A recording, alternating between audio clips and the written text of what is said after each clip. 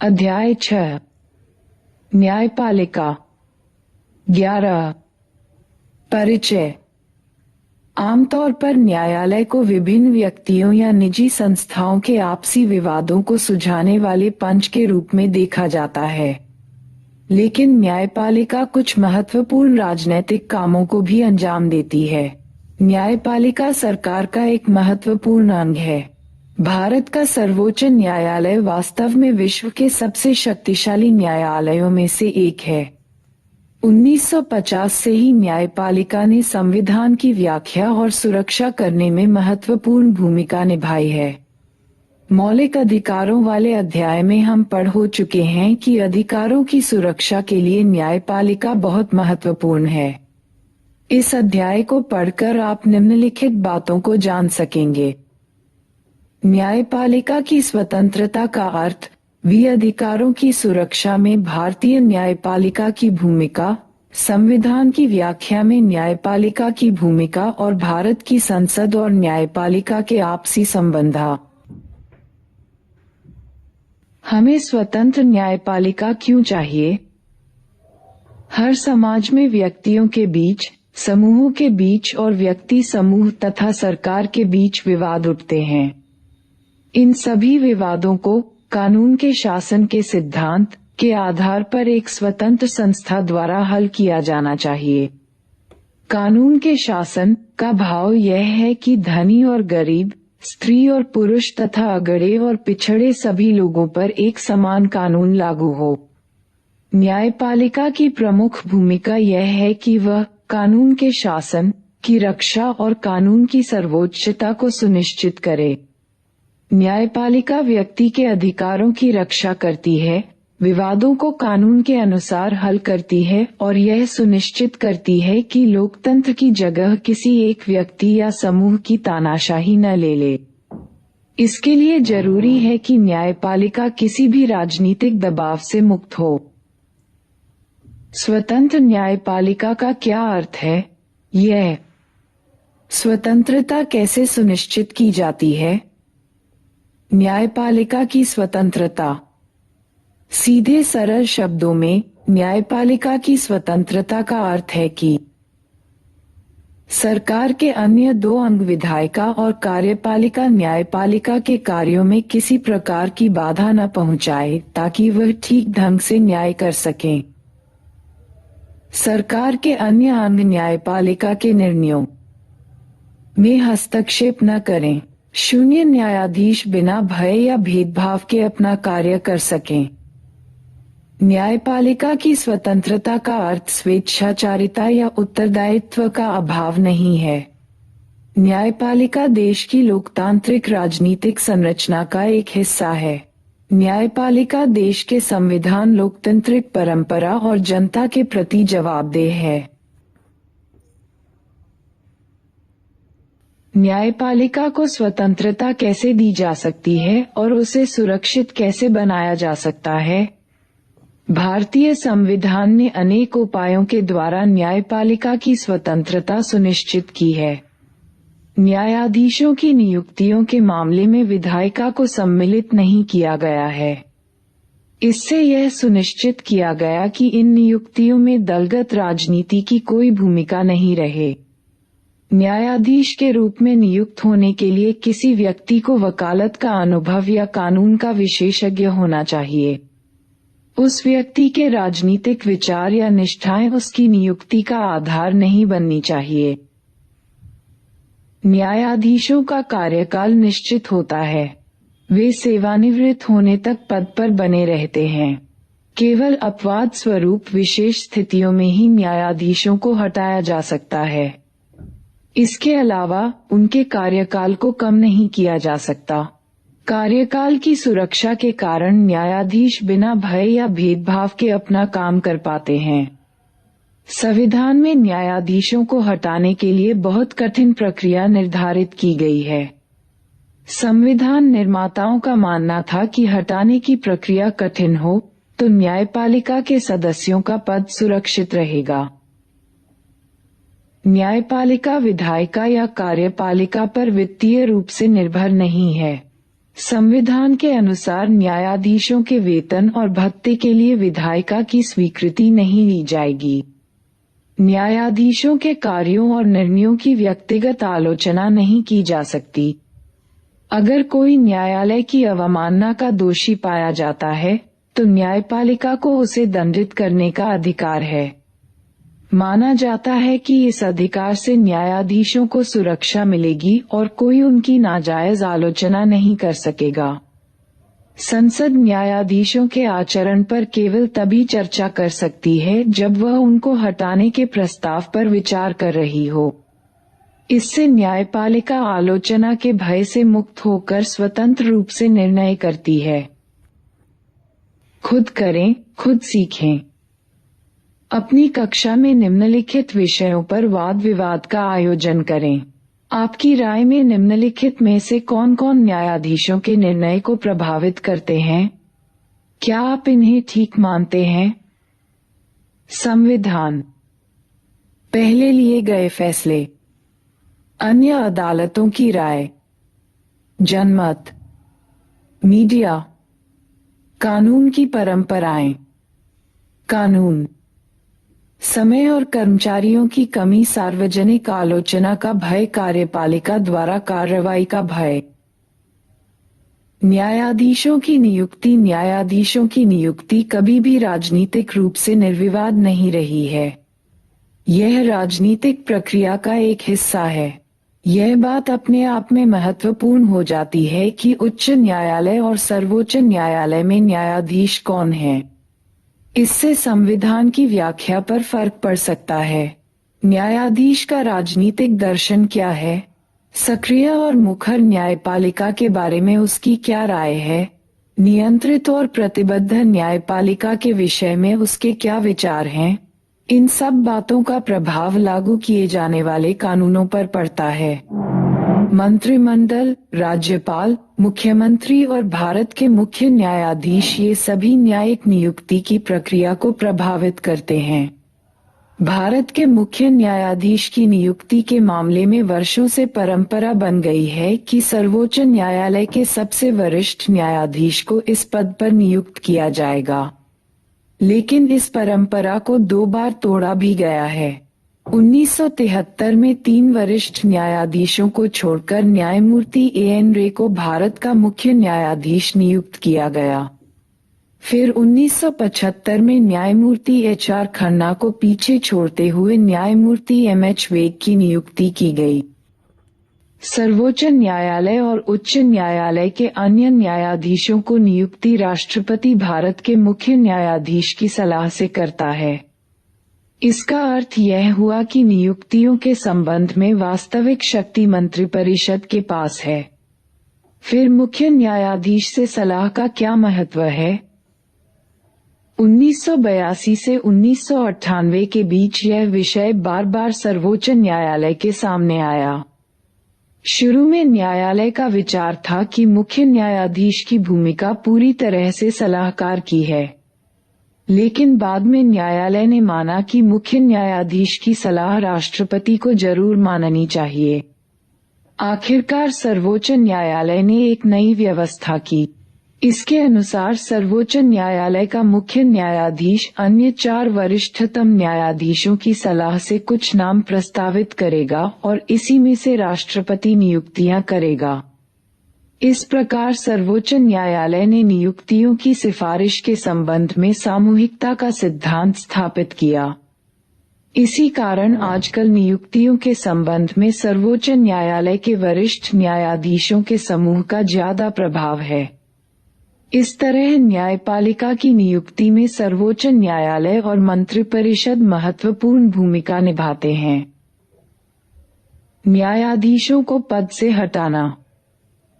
सर्वोच्च न्यायालय और उच्च न्यायालय के न्यायाधीशों को उनके पद से हटाना काफी कठिन है। कदाचार साबित होने अथवा अयोग्यता की दशा में ही उन्हें पद से हटाया जा सकता है। न्यायाधीश के विरुद्ध आरोपों पर संसद के एक विशेष बहुमत की स्वीकृति जरूरी होती है। क्या आपको याद है कि यह विशेष बहुमत क्या है? इसे हमने चुनाव वाले अध्याय में पढ़ा है। इससे स्पष्ट है कि न्यायाधीश को हटाने की प्रक्रिया अत्यंत कठिन है और जब तक संसद के सदस्यों में आम सहमति न हो तब तक किसी न्यायाधीश को हटाया नहीं जा सकता। यह भी गौरतलब है कि जहां उनकी नियुक्ति में कार्यपालिका की महत्वपूर्ण भूमिका है, वहीं उनको हटाने की शक्ति विधायिका के पास है। इसके द्वारा सुनिश्चित किया गया है कि न्यायपालिका की स्वतंत्रता बची रहे और शक्ति संतुलन भी बना रहे। अब तक संसद के पास किसी न्यायाधीश को हटाने का केवल एक प्रस्ताव विचार के लिए आया है। इस मामले में हालांकि 2/3 सदस्यों ने प्रस्ताव के पक्ष में मत दिया, लेकिन न्यायाधीश को हटाया नहीं जा सका क्योंकि प्रस्ताव पर सदन की कुल सदस्य संख्या का बहुमत प्राप्त न हो सका। न्यायाधीश को हटाने का असफल प्रयास। 1991 में पहली बार संसद के 108 सदस्यों ने सर्वोच्च न्यायालय के एक न्यायाधीश को हटाने के प्रस्ताव पर हस्ताक्षर किए। न्यायमूर्ति वी. रामास्वामी पर आरोप था कि पंजाब और हरियाणा उच्च न्यायालय के मुख्य न्यायाधीश के रूप में उन्होंने वित्तीय अनियमितता की संसद ने उन्हें हटाने की प्रक्रिया शुरू की। इसके एक वर्ष बाद 1992 में सर्वोच्च न्यायालय के न्यायाधीशों की एक उच्च स्तरीय जांच समिति ने न्यायमूर्ति वी. रामास्वामी को पंजाब और हरियाणा उच्च न्यायालय के मुख्य न्यायाधीश रहते सार्वजनिक धन का निजी उद्देश्यों के लिए इस्तेमाल करने और संवैधानिक नियमों की धज्जी उड़ाने के कारण नैतिक पतन तथा पद का जानबूझकर गंभीर दुरुपयोग करने का दोषी पाया। इतने कठोर आरोपों के बाद भी रामास्वामी पर संसद में महाभियोग सिद्ध न हो सका। महाभियोग के प्रस्ताव के पक्ष में सदन में मौजूद और मतदान करने वाले सदस्यों के जरूरी 2/3 मत तो पड़े, लेकिन कांग्रेस पार्टी ने सदन में मतदान में भाग नहीं लिया। अतः प्रस्ताव को सदन की कुल सदस्य संख्या के आधे का समर्थन नहीं मिल पाया। कहां पहुंचे, क्या समझे? न्यायपालिका की स्वतंत्रता क्यों महत्वपूर्ण है? क्या आपकी राय में कार्यपालिका के पास न्यायाधीशों को नियुक्त करने की शक्ति होनी चाहिए? यदि आपसे न्यायाधीशों की नियुक्ति की प्रक्रिया में बदलाव करने का सुझाव देने को कहा जाए तो आप क्या सुझाव देंगे? न्यायपालिका की संरचना। भारतीय संविधान एकीकृत न्यायिक व्यवस्था की स्थापना करता है। इसका अर्थ यह है कि विश्व के अन्य संघीय देशों के विपरीत भारत में अलग से प्रांतीय स्तर के न्यायालय नहीं हैं। भारत में न्यायपालिका की संरचना पिरामिड की तरह है, जिसमें सबसे ऊपर सर्वोच्च न्यायालय, फिर उच्च न्यायालय तथा सबसे नीचे जिला और अधीनस्थ न्यायालय है। नीचे चित्र में देखें, नीचे के न्यायालय अपने ऊपर के न्यायालयों की देखरेख में काम करते हैं। भारत का सर्वोच्च न्यायालय, इसके फैसले सभी अदालतों को मान्य होते हैं। यह उच्च न्यायालय के न्यायाधीशों का तबादला कर सकता है। यह किसी अदालत का मुकदमा अपने पास मंगवा सकता है। यह किसी एक उच्च न्यायालय में चल रहे मुकदमे को दूसरे उच्च न्यायालय में भिजवा सकता है। उच्च न्यायालय निचली अदालतों के फैसले पर की गई अपील की सुनवाई कर सकता है। मौलिक अधिकारों को बहाल करने के लिए रिट जारी कर राज्य के क्षेत्राधिकार में आने वाले मुकदमों का निपटारा कर है। सकता है अपने अधीनस्थ अदालतों का पर्यवेक्षण और नियंत्रण करता। जिला अदालत करती है। जिले में दायर मुकदमों की सुनवाई निचली अदालतों के फैसले पर की गई अपील की सुनवाई करती है। गंभीर किस्म के आपराधिक मामलों पर फैसला देती है। अधीनस्थ अदालत फौजदारी और दीवानी किस्म के मुकदमों पर विचार करती है। सर्वोच्च न्यायालय का क्षेत्राधिकार। भारत का सर्वोच्च न्यायालय विश्व के सर्वाधिक शक्तिशाली न्यायालयों में से एक है, लेकिन वह संविधान द्वारा तय की गई सीमा के अंदर ही काम करता है। सर्वोच्च न्यायालय के कार्य और उत्तरदायित्व संविधान में दर्ज हैं। सर्वोच्च न्यायालय को खास किस्म का क्षेत्राधिकार प्राप्त है। भारत के सर्वोच्च न्यायालय का क्षेत्राधिकार मौलिक, संघ और राज्यों के बीच के तथा विभिन्न राज्यों के आपसी विवादों का निपटारा, रिट, अपीली, दीवानी, फौजदारी तथा संवैधानिक सवालों में जुड़े अधीनस्थ न्यायालयों के मुकदमों की अपील पर सुनवाई करना, सलाहकारी, जनहित के मामलों तथा कानून के मसले पर राष्ट्रपति को सलाह देना, व्यक्ति के मालिक अधिकारों की रक्षा के लिए बंदी प्रत्यक्षीकरण, परमादेश, निषेध आदेश, उत्प्रेषण लेख तथा अधिकार पृच्छा जारी करने का अधिकार, विशेषाधिकार, भारतीय भूभाग की किसी अदालत द्वारा पारित मामले या दिए गए फैसले पर स्पेशल लेख, पेटिशन के तहत की गई अपील पर सुनवाई करने की शक्ति। मौलिक क्षेत्राधिकार। मौलिक क्षेत्राधिकार का अर्थ है कि कुछ मुकदमों की सुनवाई सीधे सर्वोच्च न्यायालय कर सकता है। ऐसे मुकदमों में पहले निचली अदालतों में सुनवाई जरूरी नहीं। ऊपर के चित्र में आपने देखा कि संघीय संबंधों से जुड़े मुकदमे सीधे सर्वोच्च न्यायालय में जाते हैं। सर्वोच्च न्यायालय का मौलिक क्षेत्राधिकार उसे संघीय मामलों से संबंधित सभी विवादों में एक अंपायर या निर्णायक की भूमिका देता है। किसी भी संघीय व्यवस्था में केंद्र और राज्यों के बीच तथा विभिन्न राज्यों में परस्पर कानूनी विवादों का उठना स्वाभाविक है। इन विवादों को हल करने की जिम्मेदारी सर्वोच्च न्यायालय की है। इसे मौलिक क्षेत्राधिकार इसलिए कहते हैं क्योंकि इन मामलों को केवल सर्वोच्च न्यायालय ही हल कर सकता है। इनकी सुनवाई न तो उच्च न्यायालय और न ही अधीनस्थ न्यायालयों में हो सकती है। अपने इस अधिकार का प्रयोग कर सर्वोच्च न्यायालय न केवल विवादों को सुलझाता है बल्कि संविधान में दी गई संघ और राज्य सरकारों की शक्तियों की व्याख्या भी करता है। रिट संबंधी क्षेत्राधिकार। जैसा कि आपने मौलिक अधिकारों वाले अध्याय में पढ़ा कि मौलिक अधिकारों के उल्लंघन पर कोई भी व्यक्ति इंसाफ पाने के लिए सीधे सर्वोच्च न्यायालय जा सकता है। सर्वोच्च न्यायालय अपने विशेष आदेश रिट के रूप में दे सकता है। उच्च न्यायालय भी रिट जारी कर सकते हैं, लेकिन जिस व्यक्ति के मौलिक अधिकारों का उल्लंघन हुआ है उसके पास विकल्प है कि वह चाहे तो उच्च न्यायालय या सीधे सर्वोच्च न्यायालय जा सकता है।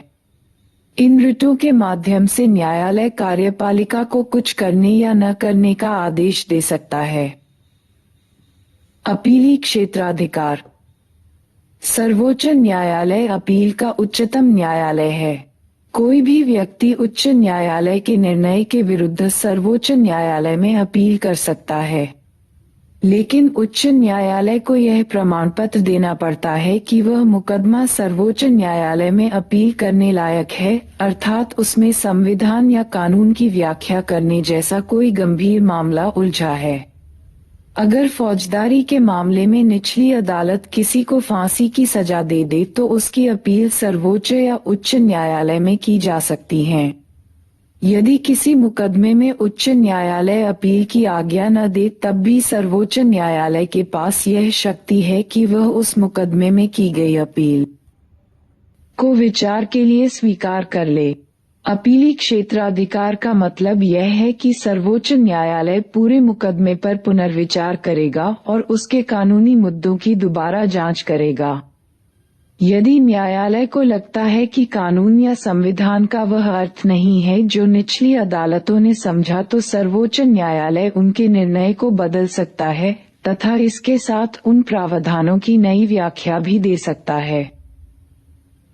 उच्च न्यायालयों को भी अपने नीचे की अदालतों के निर्णय के विरुद्ध अपीली क्षेत्राधिकार है।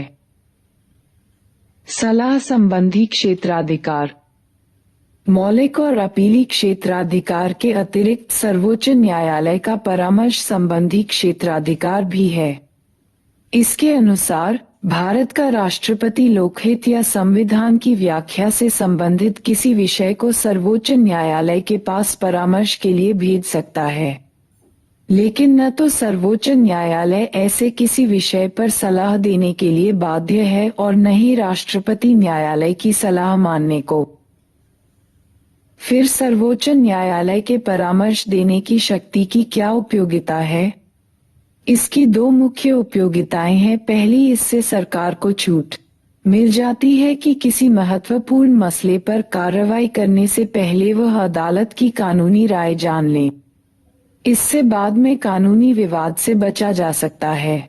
दूसरी, सर्वोच्च न्यायालय की सलाह मानकर सरकार अपने प्रस्तावित निर्णय या विधेयक में समुचित संशोधन कर सकती है। और अनुच्छेद 137 उच्चतम न्यायालय को अपने द्वारा सुनाए गए निर्णय या दिए गए आदेश का पुनरावलोकन करने की शक्ति होगी। अनुच्छेद 144 भारत के राज्य क्षेत्र के सभी सिविल और न्यायिक प्राधिकारी उच्चतम न्यायालय की सहायता से कार्य करेंगे। पिछले पृष्ठ पर दिए गए अनुच्छेदों को पढ़ें। ये अनुच्छेद हमें भारत के न्यायपालिका को एकीकृत प्रकृति और सर्वोच्च न्यायालय की शक्तियों को समझने में मदद करते हैं। सर्वोच्च न्यायालय के फैसले भारतीय भूभाग के अन्य सभी न्यायालयों पर बाध्यकारी हैं। उसके द्वारा दिए गए निर्णय संपूर्ण देश में लागू होते हैं।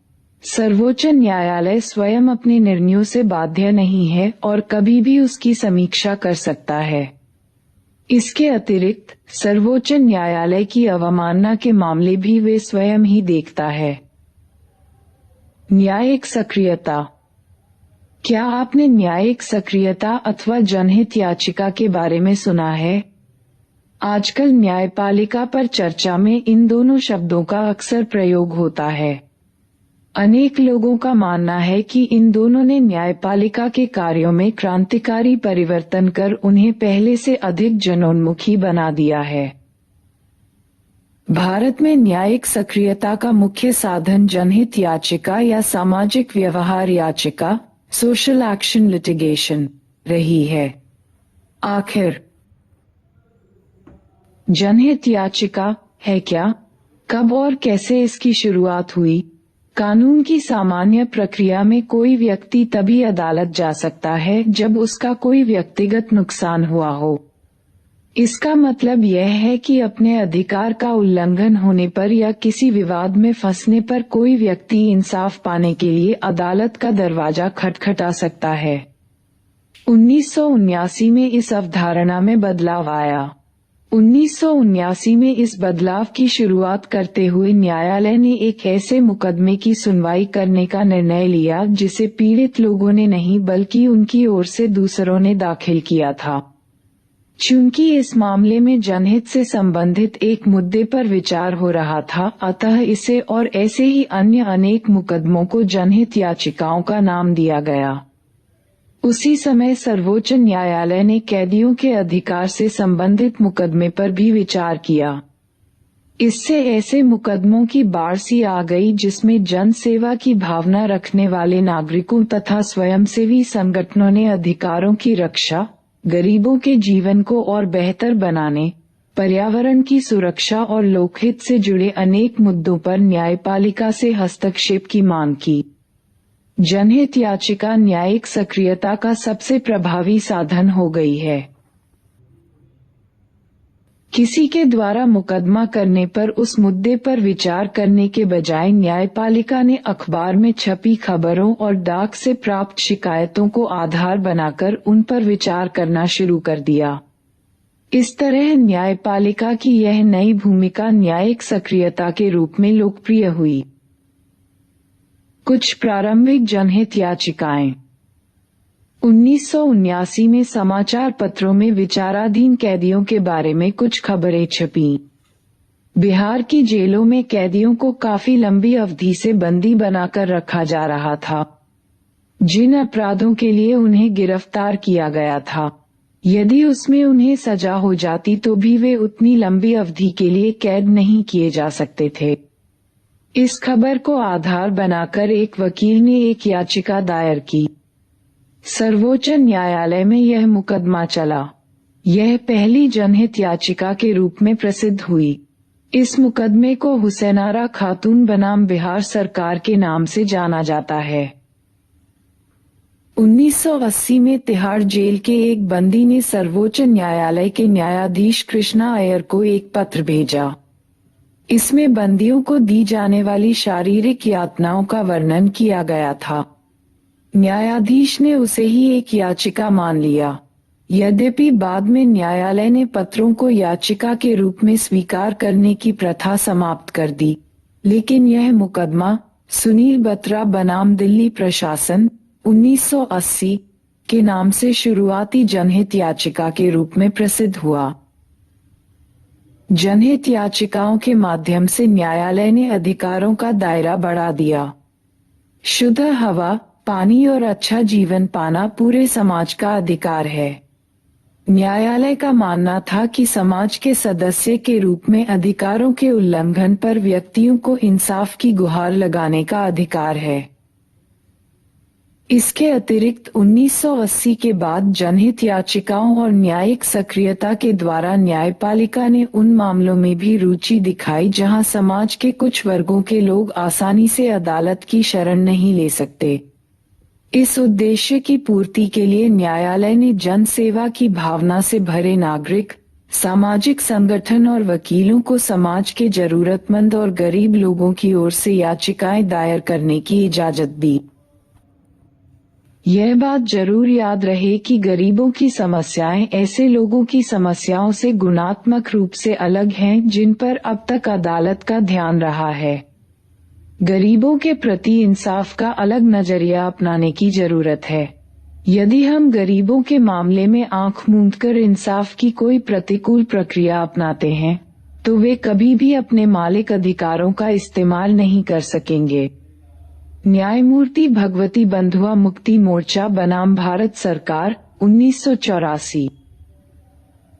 खुद करें खुद सीखें जनहित याचिका के माध्यम से दायर कम से कम एक मुकदमे का ब्यौरा जुटाएं और पता करें कि किस प्रकार उस मामले से जनता के हित की रक्षा हुई। न्यायिक सक्रियता का हमारी राजनीतिक व्यवस्था पर बहुत प्रभाव पड़ा।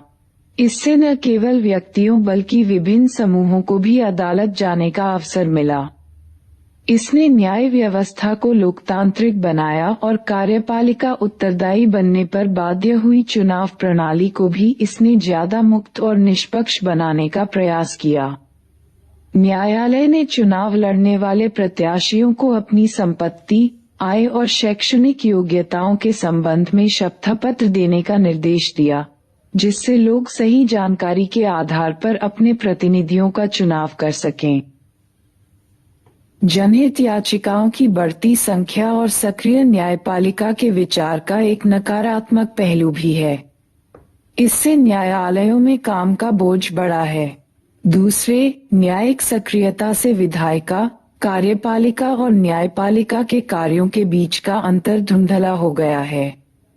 न्यायालय उन समस्याओं में उलझ गया जिसे कार्यपालिका को हल करना चाहिए। उदाहरण के लिए, वायु और ध्वनि प्रदूषण दूर करना, भ्रष्टाचार के मामलों की जांच करना या चुनाव सुधार करना वास्तव में न्यायपालिका के काम नहीं है। ये सभी कार्य विधायिका की देखरेख में प्रशासन को करना चाहिए। इसलिए कुछ लोगों का मानना है कि न्यायिक सक्रियता से सरकार के तीनों अंगों के बीच पारस्परिक संतुलन रखना बहुत मुश्किल हो गया है। लोकतांत्रिक शासन का आधार यह है कि सरकार का हर अंग एक दूसरे की शक्तियों और क्षेत्राधिकार का सम्मान करो। न्यायिक सक्रियता से इस लोकतांत्रिक सिद्धांत को आघात पहुंच सकता है। आप एक न्यायाधीश हैं।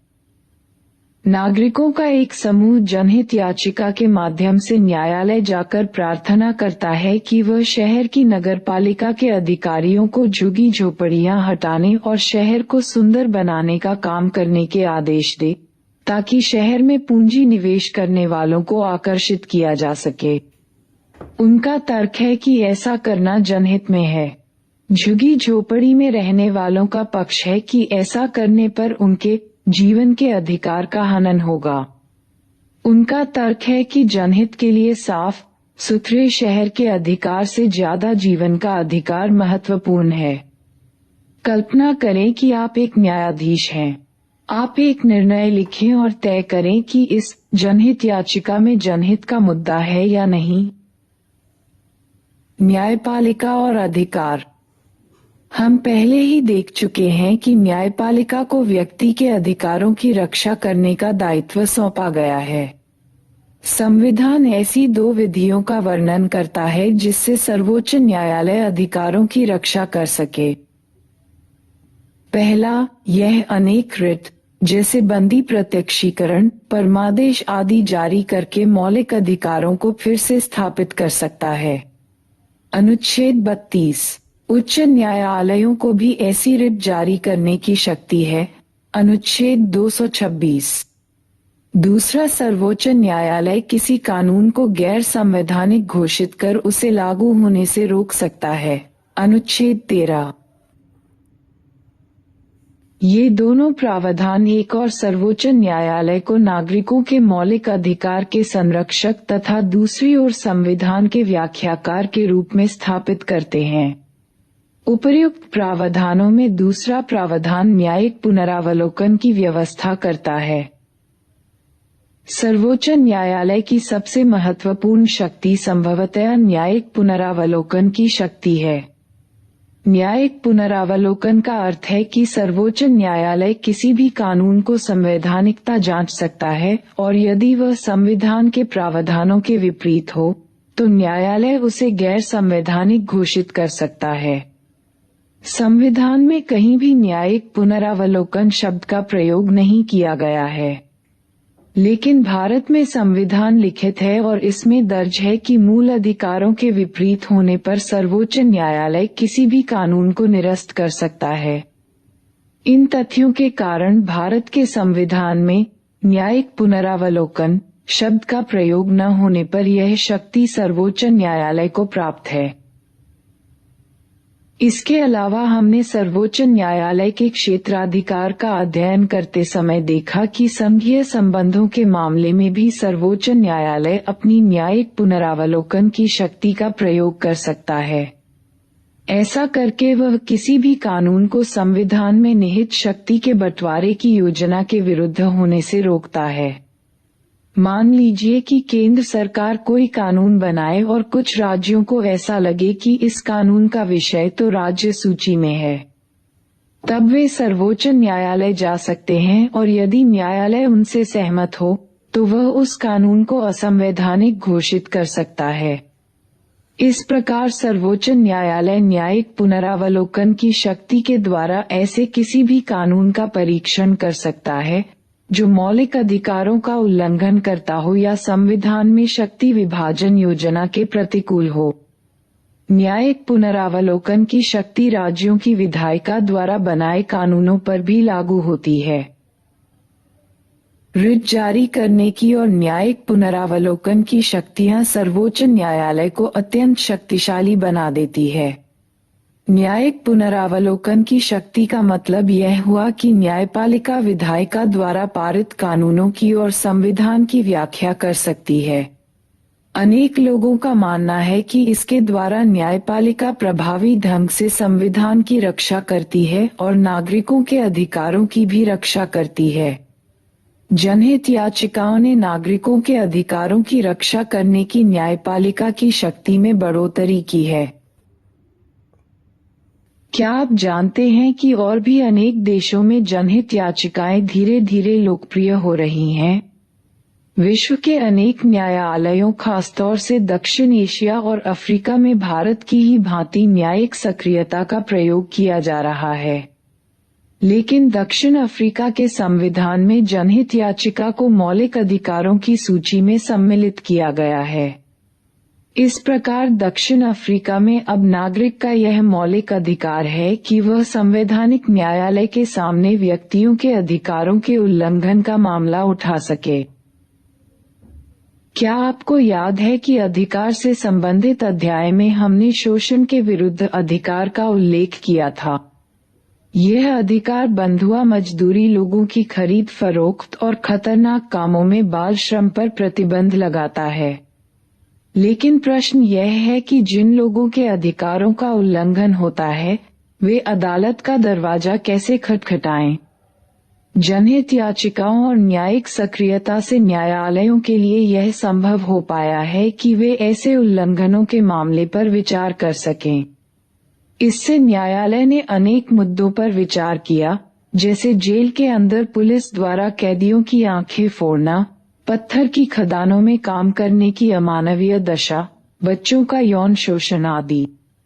इस प्रवृत्ति ने गरीब व पिछड़े वर्ग के लोगों के अधिकारों को अर्थपूर्ण बना दिया है। कहाँ पहुँचे, क्या समझे? न्यायालय न्यायिक पुनरावलोकन की शक्ति का प्रयोग कब करता है? न्यायिक पुनरावलोकन और रिट में क्या फर्क है? न्यायपालिका और संसद। न्यायपालिका ने अधिकार के मुद्दे पर तो सक्रियता दिखाई ही है, राजनैतिक व्यवहार, बर्ताव, संविधान को ठेंगा दिखाने की प्रवृत्ति पर भी अंकुश लगाया है। इसी कारण जो विषय पहले न्यायिक पुनरावलोकन के दायरे में नहीं थे, उन्हें भी अब इस दायरे में ले लिया गया है, जैसे राष्ट्रपति और राज्यपाल की शक्तियां। ऐसे और भी अनेक उदाहरण हैं जिसमें सर्वोच्च न्यायालय ने न्याय की स्थापना के लिए कार्यपालिका की संस्थाओं को निर्देश दिए। जैसे उसने हवाला मामले, नरसिंह राव मामले और पेट्रोल पंपों के अवैध आवंटन जैसे अनेक मामलों में सीबीआई, केंद्रीय जांच ब्यूरो, को निर्देश दिया कि वह भ्रष्ट राजनेताओं और नौकरशाहों के विरुद्ध जांच करें। आपने इनमें से कुछ के बारे में सुना होगा। इनमें से कई उदाहरण न्यायिक सक्रियता के परिणाम हैं। भारतीय संविधान शक्ति के सीमित बंटवारे, अवरोध तथा संतुलन के एक सुंदर सिद्धांत पर आधारित है। इसका मतलब यह है कि सरकार के प्रत्येक अंग का एक स्पष्ट कार्यक्षेत्र है। संसद कानून बनाने और संविधान का संशोधन करने में सर्वोच्च है, कार्यपालिका उन्हें लागू करने तथा न्यायपालिका विवादों को सुलझाने और यह सुनिश्चित करने में सर्वोच्च है कि क्या बनाए गए कानून संविधान के अनुकूल हैं। इस स्पष्ट कार्य विभाजन के बावजूद संसद और न्यायपालिका तथा कार्यपालिका और न्यायपालिका के बीच टकराव भारतीय राजनीति की विशेषता रही है। हमने संपत्ति के अधिकार और संसद की संविधान को संशोधित करने की शक्ति के संबंध में संसद और न्यायपालिका के बीच हुए टकराव का पीछे उल्लेख किया है। आइए इसे एक बार फिर दोहरा लें। संविधान लागू होने के तुरंत बाद संपत्ति के अधिकार पर रोक लगाने की संसद की शक्ति पर विवाद खड़ा हो गया। संसद संपत्ति रखने के अधिकार पर कुछ प्रतिबंध लगाना चाहती थी, जिससे भूमि सुधारों को लागू किया जा सके। न्यायालय ने निर्णय दिया कि संसद मौलिक अधिकारों को सीमित नहीं कर सकती। संसद ने तब संविधान को संशोधित करने का प्रयास किया, लेकिन न्यायालय ने कहा कि संविधान के संशोधन के द्वारा भी मौलिक अधिकारों को सीमित नहीं किया जा सकता। संसद और न्यायपालिका के बीच विवाद के केंद्र में निम्नलिखित मुद्दे थे। निजी संपत्ति के अधिकार का दायरा क्या है? मौलिक अधिकारों को सीमित, प्रतिबंधित और समाप्त करने की संसद की शक्ति का दायरा क्या है? संसद द्वारा संविधान संशोधन करने की शक्ति का दायरा क्या है? क्या संसद नीति निर्देशक तत्वों को लागू करने के लिए ऐसे कानून बना सकती है जो मौलिक अधिकारों को प्रतिबंधित करे? 1967 से 1973 के बीच यह विवाद काफी गहरा गया। भूमि सुधार कानूनों के अतिरिक्त निवारक नजरबंदी कानून, नौकरियों में आरक्षण संबंधी कानून, सार्वजनिक उद्देश्य के लिए निजी संपत्ति के अधिग्रहण संबंधी नियम और अधिग्रहित निजी संपत्ति के मुआवजे संबंधी कानून आदि ऐसे कुछ उदाहरण हैं जिन पर विधायिका और न्यायपालिका के बीच विवाद हुए। 1973 में सर्वोच्च न्यायालय ने एक निर्णय दिया जो संसद और न्यायपालिका के संबंधों के नियमन में बहुत ही महत्वपूर्ण हो गया है। यह केशवानंद भारती मुकदमे के रूप में प्रसिद्ध है। इस मुकदमे में न्यायालय ने निर्णय दिया कि संविधान का एक मूल ढांचा है और संसद सहित कोई भी उस मूल ढांचे से छेड़छाड़ नहीं कर सकता। संविधान संशोधन द्वारा भी इस मूल ढांचे को नहीं बदला जा सकता। न्यायालय ने 2 और काम किए। संपत्ति के अधिकार के विवादास्पद मुद्दे के बारे में न्यायालय ने कहा कि यह मूल ढांचे का हिस्सा नहीं है और इसलिए उस पर समुचित प्रतिबंध लगाया जा सकता है। दूसरा, न्यायालय ने यह निर्णय करने का अधिकार अपने पास रखा कि कोई मुद्दा मूल ढांचे का हिस्सा है या नहीं। यह निर्णय न्यायपालिका द्वारा संविधान की व्याख्या करने की शक्ति का सर्वोत्तम उदाहरण है। इस निर्णय ने विधायिका और न्यायपालिका के बीच विवादों की प्रकृति ही बदल दी। जैसा कि हम पहले पढ़ चुके हैं, संपत्ति के अधिकार को मौलिक अधिकारों की सूची से 1979 में हटा दिया गया और इससे शासन के इन 2 अंगों के बीच संबंधों की प्रकृति बदल गई। फिर भी इन दोनों के बीच विवाद के कुछ बिंदु बचे हैं, जैसे क्या न्यायपालिका विधायिका की कार्यवाही का नियमन और उसमें हस्तक्षेप कर उसे नियंत्रित कर सकती है। संसदीय व्यवस्था में संसद को अपना संचालन खुद करने तथा अपने सदस्यों का व्यवहार नियंत्रित करने की शक्ति है। संसदीय व्यवस्था में विधायिका को विशेषाधिकार के हनन का दोषी पाए जाने पर अपने सदस्य को दंडित करने का अधिकार है। जो व्यक्ति विधायिका के विशेषाधिकार हनन का दोषी हो, क्या वह न्यायालय की शरण ले सकता है? सदन के किसी सदस्य के विरुद्ध स्वयं सदन द्वारा यदि कोई अनुशासनात्मक कार्रवाई की जाती है, तो क्या वह सदस्य न्यायालय से सुरक्षा प्राप्त कर सकता है? ये मुद्दे अभी भी सुलझ नहीं पाए हैं और दोनों के बीच विवाद का विषय बने रहते हैं। इसी प्रकार संविधान यह व्यवस्था करता है कि न्यायाधीशों के आचरण पर संसद में चर्चा नहीं हो सकती, लेकिन अनेक अवसरों पर संसद और राज्यों की विधानसभाओं में न्यायपालिका के आचरण पर अंगुली उठाई गई। इसी प्रकार न्यायपालिका ने भी अनेक अवसरों पर विधायिका की आलोचना की है और उन्हें उनके विधायी कार्यों के संबंध में निर्देश दिए हैं। विधायिका इसे संसदीय संप्रभुता के सिद्धांत के उल्लंघन के रूप में देखती है। इन मुद्दों से यह स्पष्ट होता है कि सरकार के किन्हीं 2 अंगों के बीच संतुलन कितना संवेदनशील है और लोकतंत्र में सरकार के एक अंग का दूसरे अंग की सत्ता के प्रति सम्मान बरतना कितना जरूरी है। निष्कर्ष: इस अध्याय में आपने अपनी लोकतांत्रिक संरचना में न्यायपालिका की भूमिका का अध्ययन किया है। न्यायपालिका, विधायिका और कार्यपालिका के बीच समय समय पर उठने वाले विवादों के बावजूद न्यायपालिका की साख बड़ी है। न्यायपालिका से कुछ और भी अपेक्षाएं हैं। आम आदमी को आश्चर्य होता है कि किस आसानी से अनेक दोषी लोग न्यायपालिका से बेदाग बरी हो जाते हैं और कैसे धनी और दबंगों के असर में गवाह अपने बयान से मुकर जाते हैं। ये कुछ ऐसे मुद्दे हैं जिनके बारे में स्वयं न्यायपालिका भी चिंतित है।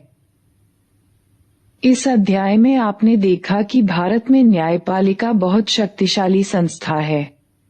इस शक्ति ने बड़े आश्चर्य और बहुत सी आशाओं को जन्म दिया है। भारतीय न्यायपालिका अपनी स्वतंत्रता के लिए भी जानी जाती है। अनेक निर्णयों के माध्यम से न्यायपालिका ने संविधान की नई व्याख्याएं दी और नागरिकों के अधिकारों की रक्षा की। जैसा कि हमने इस अध्याय में देखा, लोकतंत्र वास्तव में विधायिका और न्यायपालिका के बीच एक अत्यंत संवेदनशील संतुलन पर आधारित है और इन दोनों को संविधान की सीमाओं के अंदर ही रहकर कार्य करना पड़ता है।